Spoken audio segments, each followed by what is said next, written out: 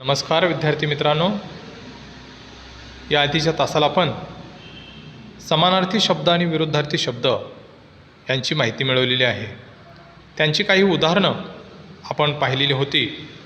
त्यानंतर स्वाध्याय म्हणून तुम्हाला घरी लिहिण्यासाठी काही शब्द सांगितलेले होते. तर बऱ्याच विद्यार्थ्यांनी साधारणपणे प्रत्येकी 50 शब्द लिहिलेले होते आणि मला पाठवलेले आहेत. आजच्या तासाला आपण मराठी भाषेतलं महत्त्वाचं कौशल्य वाचन या संदर्भात माहिती पाहणार आहोत. वाचनासंदर्भात तुम्ही काही सुविचार ऐकले असतील. वाचाल तर वाचाल. वाचन ही ज्ञान भांडाराची किल्ली आहे. जसे अन्न हे शरीराचे खाद्य आहे, तसे वाचन हे मनाचे खाद्य आहे. या तिन्ही सुविचारामध्ये किती मोठा अर्थ दडलेला आहे पहा. आणि वाचनाचं महत्त्व या ठिकाणी सांगितलेलं आहे. वाचाल तर वाचाल, म्हणजे जीवन आपलं वाचवायचं असेल तर वाचनाची नितांत गरज आहे. एखाद्या माणसाला पोहायला येत नसेल आणि तो पाण्यात पडला तर तो वाचू शकत नाही, तो बुडून जाईल. त्या पद्धतीनं या जीवन प्रवासामध्ये वाचन हे आपणाला वाचवू शकतं आणि आयुष्यात मोठाचं यश आपणाला प्राप्त करून देऊ शकतं. म्हणून वाचनाचं महत्त्व हे अनन्यसाधारण आहे. वाचन ही ज्ञान भांडाराची किल्ली आहे. ज्ञानाचं अगाध असं भांडार आहे आणि ते जर तुम्हाला त्या उघडायचं असेल, त्याचा दरवाजा उघडायचा असेल तर त्याची किल्ली कोणती आहे तर वाचन ही किल्ली आहे. म्हणून तुम्हाला पाठीमागच्या तासाची एक आठवण करून देतो आहे. संत रामदासांची एक ओळ मी तुम्हाला सांगितलेली होती की दिसा माझी काहीतरी लिहावे, प्रसंगी अखंडित वाचित जावे. प्रत्येक दिवशी आपण काहीतरी लेखन केलं पाहिजे आणि प्रसंगी अखंडित वाचित जावे. याचा अर्थ असा आहे की जेव्हा जेव्हा वेळ मिळेल तेव्हा वाचन आपण केलं पाहिजे. जसे अन्न हे शरीराचे खाद्य आहे, तसे वाचन हे मनाचे खाद्य आहे. आपल्या शरीराला बलवान करायचं असेल, शक्तिसंपन्न करायचं असेल तर अन्नाची गरज आहे.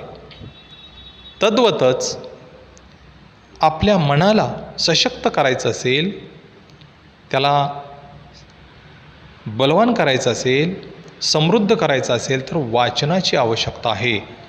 असा एक मोठा अर्थ या तिन्ही सुविचारामधून व्यक्त झालेला आहे. आता हे वाचन कसं केलं पाहिजे, वाचनाच्या पायऱ्या कोणत्या आहेत ते आपण बघूया. सर्वप्रथम अक्षरांची ओळख.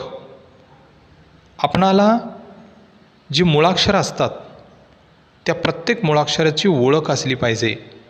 अ आ ई पासून ते क ख ग क्ष ज्ञ एकूण 48 असे व्यंजन आहेत मराठीमध्ये.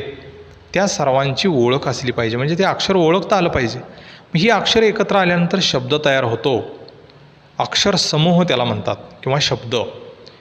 हा शब्द अर्थपूर्ण असला पाहिजे.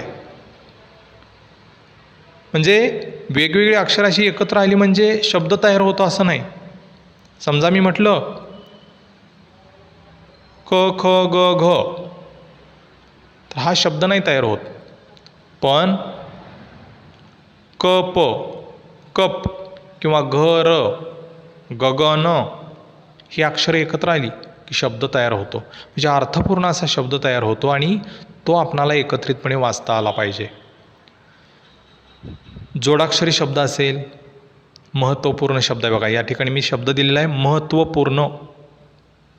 तला व जोडलेला आहे म्हणजे जोडाक्षरांचं वाचन आलं पाहिजे. 4 अक्षरी शब्द असतील, 1 अक्षरी असेल आणि त्याच्यानंतर मग शब्दांचा अर्थ कळला पाहिजे आपणाला. जो शब्द वाचला आहे त्याचा अर्थ आपणाला समजला पाहिजे. शेत, कारखाना, शाळा, कोरोना इत्यादी असे अनेक शब्द आहेत, हजारो शब्द आहेत. त्या शब्दांचा अर्थ आपणाला समजण्यासाठी शब्द वाचले पाहिजेत. त्याचा अर्थ समजून घेण्याचा आपण प्रयत्न करावा.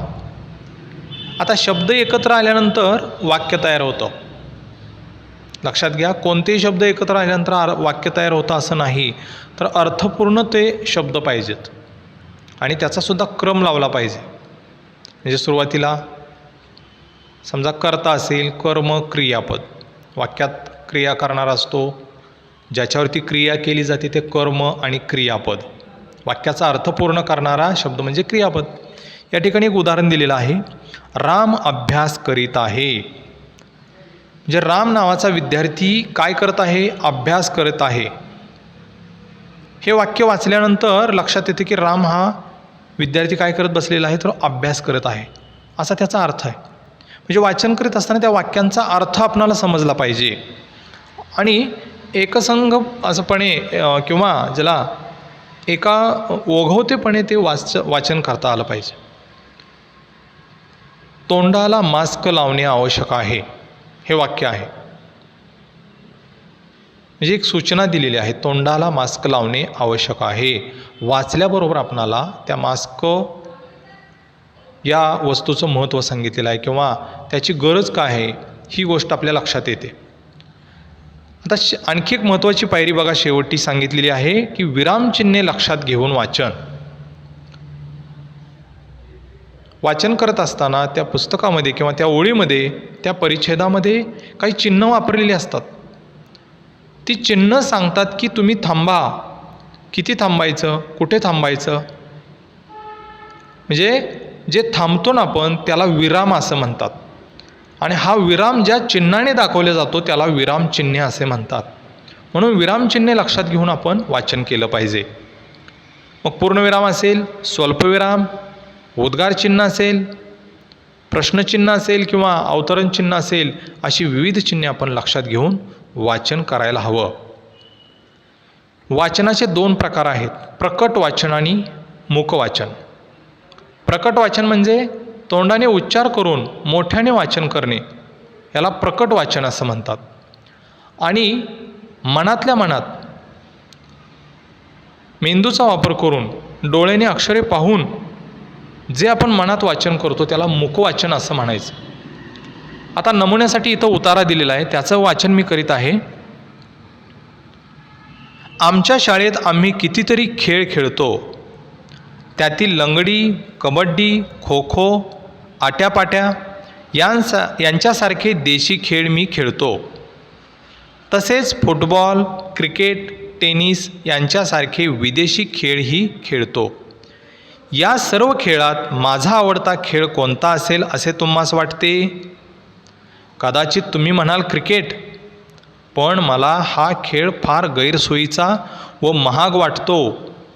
या खेळाला 11 विद्यार्थ्यांचे 2 संघ हवेत, क्रीडांगणही मोठे हवे. का या उतार्यामध्ये पूर्णविराम आलेला आहे, स्वल्पविराम आलेला आहे, प्रश्नचिन्ह आहे, उद्गारचिन्ह आहे. पूर्णविराम सांगतो की पूर्ण थांबा. आमच्या शाळेत आम्ही कितीतरी खेळ खेळतो, त्यातील लंगडी, कबड्डी, खो खो, आट्यापाट्या या शब्दानंतर थोडं थांबायचं आहे. नाही थांबलो तर त्याचा अर्थच कळत नाही. बघा, त्यातील लंगडी, कबड्डी, खो खो, आट्यापाट्या यांच्यासारखे देशी खेळ मी खेळतो. म्हणजे कुठे थांबायचं हे चिन्ह न लक्षात घेतल्यामुळे त्याचा अर्थ समजत नाही. म्हणून ही चिन्ह आपणाला सांगत असतात की योग्य ठिकाणी तुम्ही थांबा. त्याच्यातून कुठला भाव व्यक्त केलेला आहे, प्रश्न विचारलेला आहे का, या सर्व गोष्टी लक्षात घेऊन आपण वाचन केलं पाहिजे. म्हणजे इतक्या बारकाईने लक्ष देऊन आपण त्या शब्दांकडे, त्या अक्षरांकडे बघून आणि त्याचबरोबर वाचत असताना त्या वाचनाची एक साखळी आहे, शृंखला, ती कुठे खंडित नाही झाली पाहिजे, याची आपण दक्षता घेतली पाहिजे. म्हणजे सलगपणे व्यवस्थितपणे वाचन केलं पाहिजे, तरच त्याचा अर्थ आपणाला समजू शकतो. तर तुम्हाला आज वाचनाचं महत्त्व मी सांगितलेलं आहे आणि अशा पद्धतीनं तुम्ही आपल्या मराठीच्या पुस्तकातील असेल किंवा इतर पुस्तकातलंही वाचन करायचं आहे. धन्यवाद.